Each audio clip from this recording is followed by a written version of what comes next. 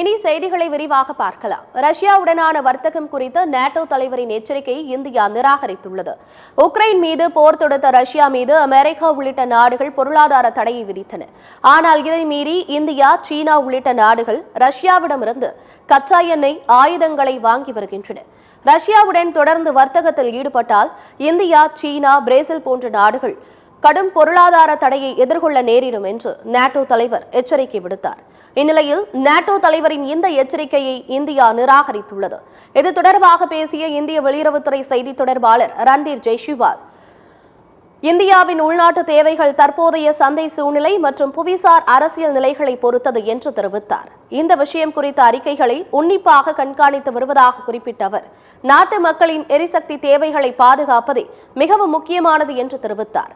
இந்த விவகாரத்தில் இரட்டை நிலைப்பாடு இருக்கக்கூடாது என்பதில் இந்தியா எச்சரிக்கையாக இருப்பதாக தெரிவித்துள்ளார்.